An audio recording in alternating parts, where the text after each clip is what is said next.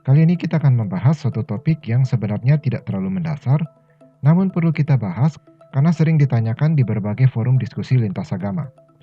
Permasalahan ini diangkat dari Injil Markus 16 ayat 17-18.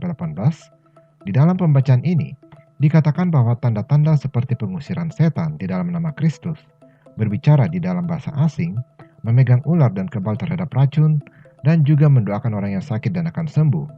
Semua tanda-tanda ini akan menyertai orang percaya. Ayat-ayat ini ternyata mendorong beberapa orang dari luar Kristen untuk menantang orang Kristen minum racun atau tidak perlu ke dokter kalau sakit, dan lain sebagainya. Apa benar seperti itu maksud dari ayat ini?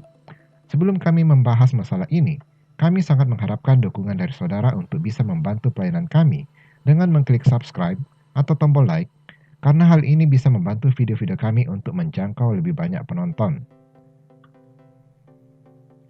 Oke, satu hal yang perlu kita perjelas di sini adalah ayat-ayat ini sudah sering dibaca oleh orang Kristen, namun tidak ada orang Kristen yang menafsirkan ayat ini dalam konteks seperti yang sudah kita sebutkan sebelumnya. Kalaupun ada, itu palingan sekte pengajaran sesat yang mengait-ngaitkan diri mereka dengan kekristenan. Kita juga tidak bisa mengabaikan fakta bahwa orang Kristen ternyata tetap bisa mati saat minum racun, dan tetap juga bisa meninggal karena sakit walau sudah didoakan. Jadi, apakah itu berarti Markus 16 ayat 17-18 ini berdusta? Sama sekali tidak. Perhatikan baik-baik bahwa di dalam ayat ini diawali dengan mengatakan bahwa tanda-tanda ini akan menyertai. Di dalam bahasa Yunaninya, kata tanda-tanda ini dituliskan sebagai semeion yang artinya mengacu kepada mukjizat. Jika kita berbicara masalah mukjizat, maka itu akan sepenuhnya berasal dari Tuhan saja. Mukjizat adalah sesuatu yang terjadi di luar kendali ataupun kemampuan manusia. Selanjutnya ada kata menyertai yang dalam bahasa Yunaninya dituliskan sebagai parakolutese, yang sudah tepat diterjemahkan sebagai menyertai atau mengikuti atau bersama-sama dengan orang percaya atau terjadi di antara orang percaya. Dan itu memang benar adanya. Ada beberapa kisah pengusiran setan di dalam perjanjian baru. Ada juga kisah para murid berbahasa dalam bahasa yang tidak mereka ketahui di kisah para rasul. Paulus juga dikisahkan tergigit oleh ular berbisa dan tetap baik-baik saja. Sedangkan kesembuhan oleh doa pun masih bisa kita temui sampai saat ini. Jadi benar bahwa mukjizat itu menyertai orang percaya dan terjadi di antara orang percaya. Masalahnya adalah bukan pada isi ayat ini, tetapi pada cara orang-orang tersebut menafsirkan ayat-ayat ini. Janji Allah terhadap orang percaya tidak membuat Allah menjadi tawanan atau bawahan dari orang percaya. Janji-janji itu tidak akan terjadi hanya karena kita menuntut janji itu. Segala sesuatu yang sudah dijanjikan Allah hanya akan terjadi jika Allah sudah menghendaki itu terjadi. Jika segala sesuatu terjadi hanya karena tuntutan orang percaya, lalu kapan orang Kristen mengalami mati jasmani? Pegal-pegal sedikit didoakan langsung sembuh.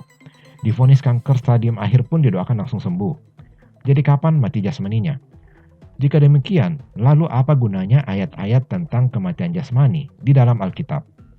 Bagaimana bisa kita membuat tafsir dengan mengabaikan ayat-ayat lain yang ada di dalam Alkitab? Oke, sekarang kita melihat dulu ke dalam perjanjian lama, di mana Allah menjanjikan Abraham akan mempunyai keturunan yang sangat banyak. Apakah itu berarti Sarah akan hamil setiap kali dia dan Abraham menginginkan anak? Ternyata tidak seperti itu. Dibutuhkan 25 tahun bagi Abraham untuk menerima pemenuhan janji dari Allah. Jadi, janji dari Allah hanya akan terpenuhi pada saat Allah menghendaki itu terpenuhi, bukan pada saat kita mau itu terjadi. Mukjizat hanya akan terjadi jika itu untuk kemuliaan Allah, bukan untuk memenuhi hawa nafsu manusia, atau mengatasi rasa khawatir manusia, ataupun alasan-alasan duniawi lainnya yang melekat pada diri manusia. Apa yang terjadi di dalam Markus 16 ini bukanlah sesuatu hal yang baru. Hanya karena tertulis orang Kristen tidak akan mati karena racun, lalu bermunculanlah orang-orang yang menantang orang Kristen untuk minum racun. Tuhan Yesus sendiri pernah mengalami kejadian yang sama persis dengan kejadian ini.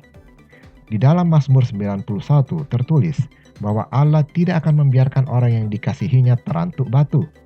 Maka muncullah iblis menantang Tuhan Yesus dan menyuruh Tuhan Yesus untuk melompat dari bubungan bait Allah. Apa yang Tuhan Yesus lakukan? Tuhan Yesus menegur iblis supaya iblis tidak setengah-setengah membaca firman Tuhan. Jadi, Tuhan Yesus dengan jelas menjawab, ada pula tertulis.